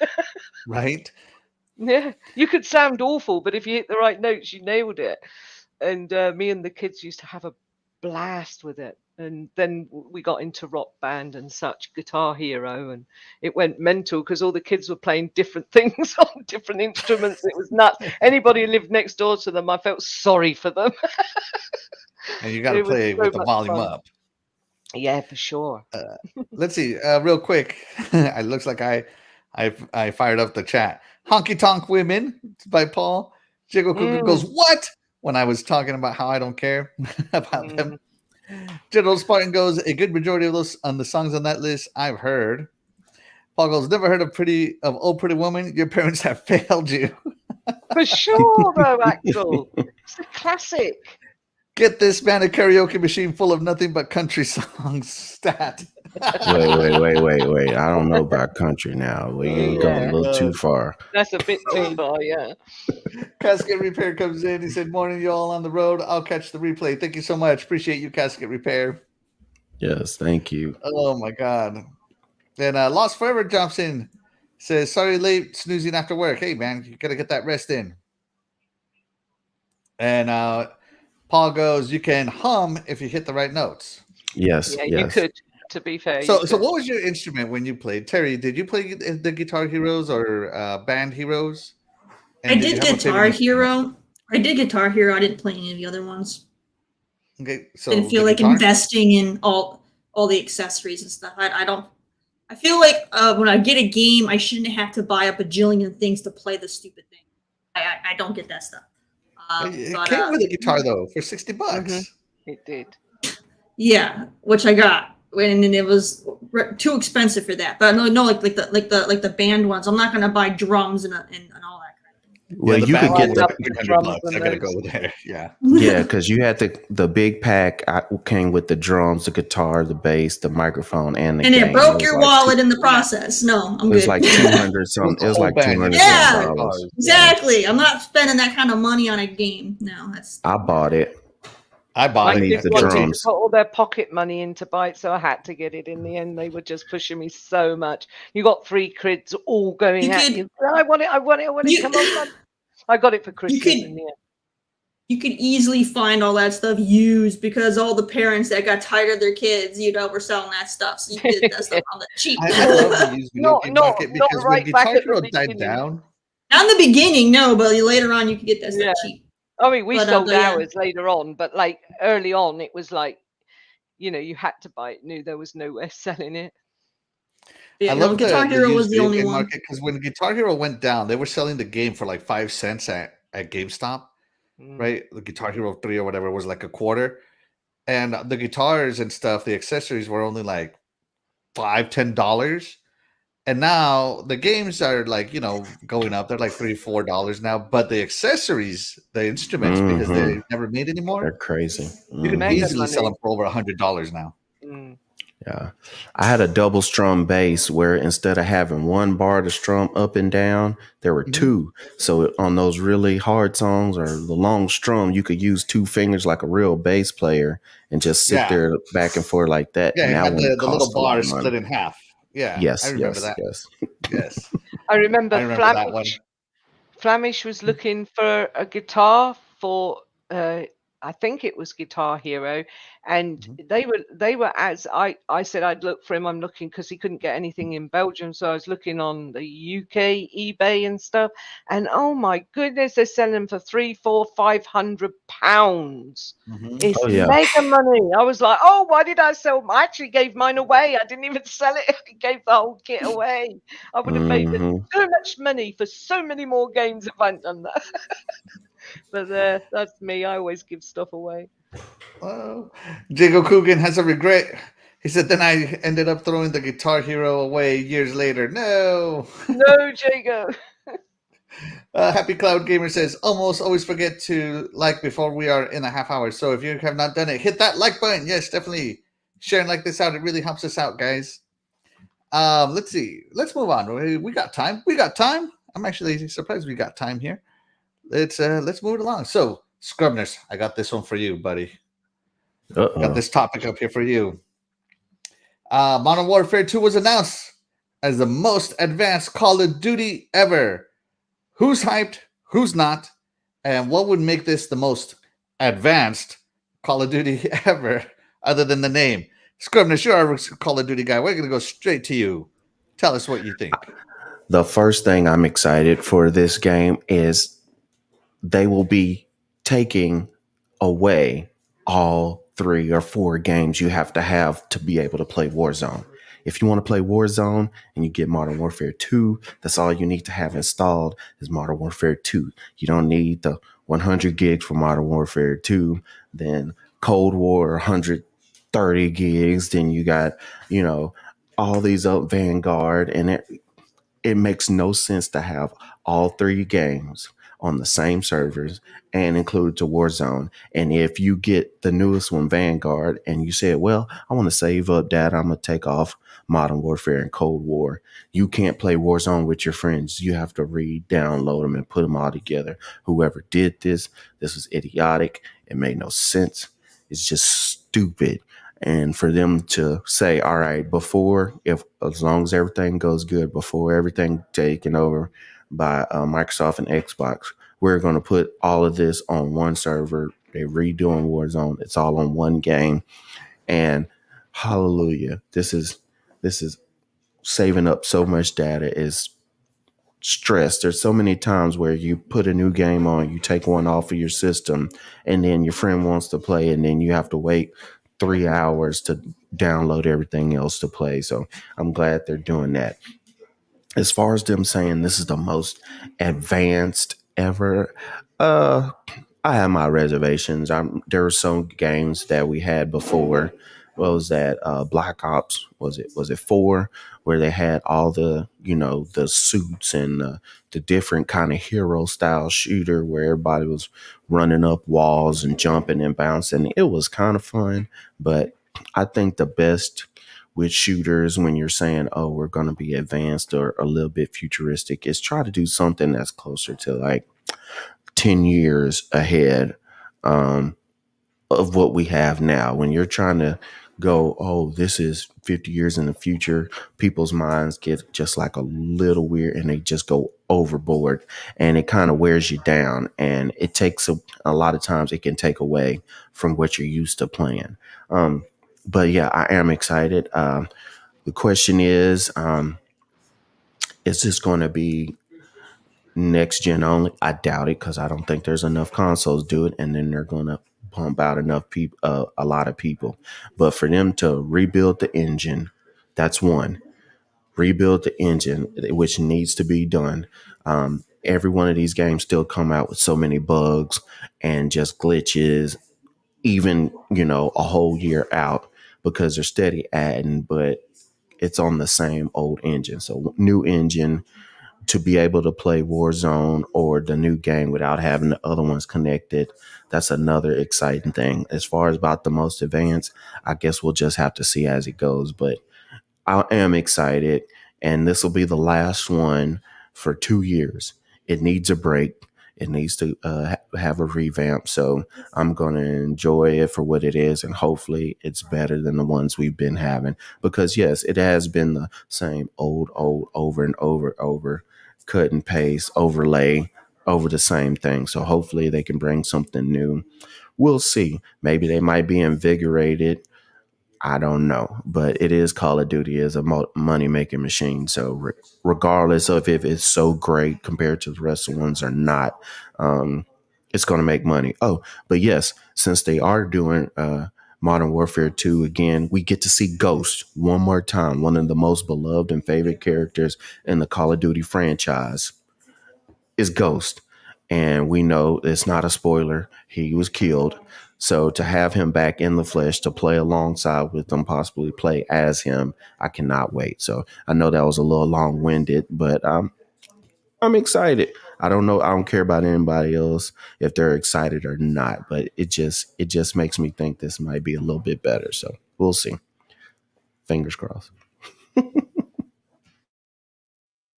You're muted, Axel. Axel, you're muted. Yep. There we go. Sorry. I was muted on both sides over here, physically and electronically. Thank you. Yeah, when Modern Warfare first came out, the remake, everybody was saying, "Oh my God, it looks like a movie." And this was on the OGX on the Xbox One. So now we're getting Modern Warfare 2 remade. It's looking much better, hopefully. But to me, most advanced Modern Warfare means the AI better be on point. And the drops, like in multiplayer, the drops or whatever, they better land where they're supposed to, accessible. If it has drops, So we'll see what happens. But I do like that they're combining the games instead of having 3 separate ones. But who knows? Maybe part of Bobby Kotickness, you're gonna have to play all these. You'll only be able to fit Modern Warfare on a 500 gigabyte SSD like the Xbox, so that's the only game you play because it's the only game that you have space for. So we'll see what happens on that one. Terry, are you excited for this? Are you hyped? What would make it the most advanced? I already know this answer. No, as I've discussed before, I've given up on Call of Duty. It's just not fun anymore. It's just the same old thing. The last one that I actually enjoyed was Infinite, and I think that's like one of the most hated ones. So it's like, nah. So I couldn't care less about them making yet another one. That this franchise has been melted to death. It needs to just die and come back down the road. It needs to die. It needs to die. Wow, strong words. It needs to die. It's literally they milk it every year. Just let it die. Let people miss it. Let people miss it and then come back with a freaking bang. That's what they need to do. That would be the most. That's what's going to happen. Completely build it from the ground up. Scrap everything before it. Start fresh, and but yeah, have it gone for at least good 3-4 years, and then bring it back. Whoa. Oh, that's too long. Make people miss it. Wow. Make people miss it. Wow. It'll have a big freaking return if it's gone for that long. You're Trust gonna me. make people Oh, forget it. There's a difference between missing it and No one's yeah, gonna forgetting it. forget. that's what No I'm one's gonna thinking. forget That's what Call I'm of Duty. thinking. There's no Call of Duty is one of those games that people have wasted their lifetimes on. Like it's you're not gonna forget it. People are going to have withdrawals just for them taking a year off. I couldn't imagine three or 4 You'll years. survive. People be jumping You'll off survive. roofs. You'll survive. You won't die, nurse, but will you really be living? No, Will you? no. I'm not worried about You can me. keep playing the one. You can Yeah, keep playing yeah, whatever's already out. I'm not yeah. saying just keep I playing the I old one. won't die. I'll be totally fine. But I know people just like people who play FIFA every year, buy the new FIFA, the new Madden, the new NBA 2K. So there's people who buy the new Call of Duty. So I know that some people buy the console just for that one game. So that's where I'm saying as far as they'll freak out, and it might be a problem for some. But like to me, I don't see it as a problem because Call of Duty came out last October, November. I still get on at least once a week and turn it on and play it. And sometimes I'll throw a clip on Twitter if I think it's worth anything. And it's just, to me, this is something I've been doing since college. Me and a couple of my buddies, we get on, have some drinks, goof off, catch up, and then go shoot people in the face, figuratively, on the game. So I just think it's fun. But to have a break 1 year, I think that's what's going to help it, Terry. I think what you're saying, they need to kill it and start over. I think it might be the chance for it to reset. So we'll see. But I'm saying, if the Halo fans can go years before getting one, the Call of Duty people can suck it up. All right. By the way, guys, I feel sorry for whoever plays against Scrub Nurse, because Scrub Nurse talks so much trash. He will throw you off your game. He is amongst like have you ever been spoken to in a soft, smooth way, but insulted the entire time he's talking to you? That's Scrub Nurse. Insult. That is such harsh words. AssassinLupa is my good luck charm, and she will vouch for me. No matter how bad, because she is very self-deprecating. I love it to death. She will talk about, I suck. Y'all know if y'all play with AssassinLupa, like we'll play Titanfall or something. But I just always laugh because I call her my good luck charm. She could say, "Man, I'm my KD or this or whatever." But if she's on my team, we usually win. So that's my good luck charm. But no, all I know is that when I was playing Halo with you, all you did was talk trash for 2 hours to me. Specifically. Yes, I did. That was a little alcohol induced, and it was a little nagging because I know Axel loves his Halo, and I love my Halo too. But I'm more of a Call of Duty shooter, so I'll give y'all a little insight. So the whole thing, it was like, oh man, I'm playing crap, and then I'll be like, I'm still ahead of Axel. Okay, I'm good. And then I'll be like, I lost. Am I above Axel? Okay, yeah, I'm good. Or I shoot Axel You'd from be behind. Like, come on, Axel. I thought you were a Halo guy. What you got? Where you at? Where you at? To the point where he was like actively only killing me. It was funny, but I'm telling you, if you've ever been talked to crap in a smooth voice, play with Scrub Nurse, guys. Yeah. It was all out of love. Jago Coolcat says, "Advance with 0 bugs at the launch. I hope so, man. I'm gonna guess. Most advanced equals if it's on a PS5 Series S SSD." From Paul. Yeah. General Spartan says they should get rid of SBMM. I have no idea what that is. Skill-based matchmaking is the worst thing ever created. I could go on that for a long time. Basically, if you do really good in a match, basically it gives you that lottery or slot machine effect. One more pull, one more time. So if you do halfway good, they'll put you in a lobby that is worse than what you did before. And then you do really good. And then you feel really good about yourself. But if you get in a lobby where normally you're like a 15 kills and like 10 death person, they'll put you in the lobby and you'll get 20 kills and 8 deaths because the skill is lesser than you. But when you get to that point where you're like, I'm at the top of the leaderboard, I'm just going off on everybody, they'll put you in a match the next game where you just get totally destroyed because everybody is 10 times better than you. But then what it'll do is that it'll pop in your mind, I got to play another match so I can have another good game because I can't get off the game with this bad of a score. Yeah. So then you Yeah, play I've done another that. match, and then it puts you in a better lobby. You do better, you do best, and then it drops you down. So if you play with a bunch of friends and 3 of y'all are fantastic and 1 is okay, you're just going to get just destroyed. Then they'll give you a good one and then you get destroyed again. And that's skill-based matchmaking. It's ridiculous. All right. Well, there you go. They need to get rid of that. Just random matchmaking. Let's see. The thing I do with Call of Duty is single player and Battlefield multiplayer. PS Battlefield 2042 is so much better. Feels like Cyberpunk 2077. Horrible bad at the start, but now much better. Okay. That's what I've heard. That's what I've heard.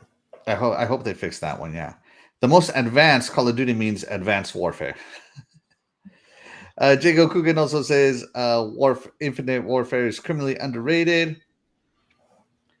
He's saying that Scrub Nurse is going to move over to Fortnite. OCD Gamer. Now that they have the new no build mode.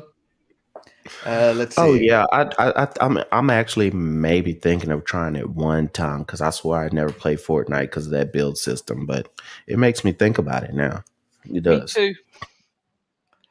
And Happy Cloud Gamer says, I don't think we will see Call of Duty every year. Phil Spencer want to take to all dev Wants studios. to take all the devs off of okay. Call of Duty. He wants to take all the studios off Call of Duty. I think that's what he's trying to say.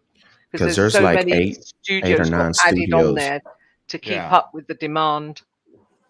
You know, if they had 3 studios on Call of Duty and each studio was on a bi-yearly release, like this studio this year, 2 years later this studio, 2 years later that studio. That's what it is now. It would be 6 years between development cycles, and I think that would be good. I just want to see the games that those studios have been chucked on COD. I want to see their imaginations and their games, not bloody COD all the time. I can't stand it. Yeah, and Axel, that's what they do now. Each one of the 3 studios, they basically have a 1-year head start before they do the next one, but they also have like 6 or 7 development teams working with them on each one just to keep it up, to keep Warzone up, to keep map packs out, to keep costumes, guns, all this other stuff. Man, gotta keep that cash cow making milk. Green milk. Bobby Cote only got $500 million last year. Man is suffering. All right. AssassinLupa, what do you are you excited for Call of Duty Advanced Warfare 2? And what do you think is going to make it the most advanced? Nothing. Nothing. All right. I got nothing to say on it. It's just zero hype. I've had Dealer Gaming trying to get me to play bloody Modern Warfare. I think it is that one way back or whatever. I played the Black Ops one. To spawn and die. I spent all my life in Respawn. No, thank you. No, thank you. All right. So I see what you're saying about the skill-based thing, but think about the people that aren't as good as you, that get shoved in. If it's random, they get shoved in with people like you and never get a chance to progress. But that would be part of Operation Human Shield. Oh no! A lot of that is they do have problems with their spawns, depending on how the other team where they're located. Sometimes you'll get spawned right in front of the other team, or right in the area where the other team. So that's why I say bring back a new Titanfall. I know Lupa is all about that. For sure. Yeah, if I don't have even a second to run around, I would get pissed at a game too. Yeah, I mean, it's just like I was just being sniped from wherever. Couldn't see who it was, where they were, just continually. My son thought it was hilarious, so he was the one who made me try it, and he thought it was hilarious because this is years ago, and I'm like just spawning and immediately dying to a sniper shot, and there was just nowhere to go, there was nowhere to run, there was nowhere to hide. It was ridiculous. I That's one game, because I'm not a rage quitter, but that's one game I did rage quit and swore I'd never pick it up again, and I haven't since, and I won't. You must have been on a shipment map, because it's very close and people are everywhere. I understand. I have no idea where the hell I was. It was, like I say, it was All I years want- ago, and it was literally an hour of my life and never again. hmm All Yes, I want I from agree Call of with Duty. Jago. Titanfall 3 over COD any day of the week. Yes, for sure. All I want from Call of Duty to be considered the most in advanced one a mess. is that it takes 50 bullets to kill you, but only one knife stab. I Yeah. don't know. Nothing spells And- advanced. And, there And was I've a done this, thing Terry. where- You laugh, but I love doing this. I love just running around No, with my it's so knife stupid. Like, and just stabbing people. Like they'll be all set I have up in so the many ghillie issues. suits and all this other crap. so many issues so with dumb. COD. Stab. Yeah. One Like of my when biggest you're pet standing peeves. behind a wall and you get shot through it. How can they shoot you through a wall with a pistol? It's ridiculous. I mean, we do it all the time. Them FMJs. It's wrong. All One of my right, guys. biggest pet peeves is hardcore mode, just because it takes no skill. It's just spray and pray. They're like, yeah, it's yoink, one bullet, and it takes skill. Like, no, it doesn't. You just gotta shoot somebody in the toe and you'll get a kill. That's not the big skill. Yeah. I love both modes, but me and my friends we play hardcore a lot too. So I love both modes though. It's fun. I always say each to their own, but it's just not fun. Just no, I can't do it. No. Let it die. Yes, exactly, Let it die. Diego. I want the most advanced knife in the world. That nothing will make Call of Duty Advanced Warfare more advanced than having a one-shot knife. Those knives are one shot. It's ridiculous. Someone could shoot you 3 or 4 times up close, but the knife will still win. I never They understand need that. to. Some of the most fun I ever had though playing Call of Duty is with my friends and I. And what we always did is we did fist only. Some of the best laughs can ever be had is Oh, yeah. playing like on the Mhm. gulag, fist only, just run around smacking each other. That would be the most advanced, thing. Take the guns and all the weapons out of it. Go, fisticuffs. All right. And My rocks. favorite part of Call of Duty right now is the kill mic. When you kill them, it broadcasts their joy of getting killed. Yeah, You for pick it like up. 1 second. Yeah. Yeah, and it's I always love like, the that's bullet who he cams. is, you're a hack and cheater and all this stuff. I don't know. I think every game, whether you're in party or not, needs to have a kill mic. Because I love the it's bullet cam so on Sniper fun. Elite, though. That's so cool. It's so fun. All right, guys, that's going to do it for today's show, today's topic, our first show of the year. Let's go ahead and get out of here. We'll start with Scrubners because I know Scrubners has to go quickly. Yeah. Tell them where they can find you, Scrub. You can find me on Twitter at ScrubNurse3. You can find me also on the Xbox at ScrubSpaceNurse. We're here today. You can also check us out on Gaming Beyond the Box on Wednesday nights on the YouTube channel. Please do that. But also, since we are starting, I know we got some people that love to hear what we have to say. But since we are on a new channel, on actual channel, please share out the channel, share out the stream for today so people can know where we are, where to find us, so we can get all the community together with us and hanging out. So thank you guys for hanging out with us. I'm glad to see Lupa with us. Had fun, enjoyed. Always good to see Lupa with us, Terry and Axel. And then I know Shaddai and Paul are going to be back, and we'll have all the crew together again, laughing and fussing and fighting and talking about some good topics. So I'll check y'all later. Enjoy the rest of your Sunday. Have some fun and get ready for this next work week. So I'll see y'all later. Y'all have a good one. All right. AssassinLupa, welcome to the crew. Welcome to the panel. We're Thank glad you're here. We're glad to have your voice here. You are a fantastic community member. Let everybody know where they can find you. You can find me on Twitter and Xbox at AssassinLupa. You can also find me here every Sunday afternoon at 2 p.m. with the Good Morning Xbox crew. Good morning, Xbox! And you can also find me on Xbox Ultimate on Friday nights with Mav, Caitlin and the fam, 9 p.m. Eastern, 2 a.m. UK time. And also there's another podcast coming into life on Thursday nights, which is Game Set Live with KY Bob and Power Man at the moment and myself on at Thursdays 9 p.m. Eastern and 2 a.m. UK time. Thank you very much for having me. It's been awesome. Thank you, chat. You've been amazing. I love all the interaction, and I will catch you all gaming. All right. AssassinLupa, the lady that never sleeps, 2 a.m., 2 p.m., doesn't matter. She's on. Terri, let everybody know where they can find you. All right, everybody, you can go on Twitter at Coolcat_Terri. Otherwise, I'm everywhere else as just CoolcatTerri, like you see right here. I don't even know my own name. But go ahead and, check that out. And, I have a very wide amount of different kind of content, depending on where you go. Twitter is going to be mostly indie game related stuff.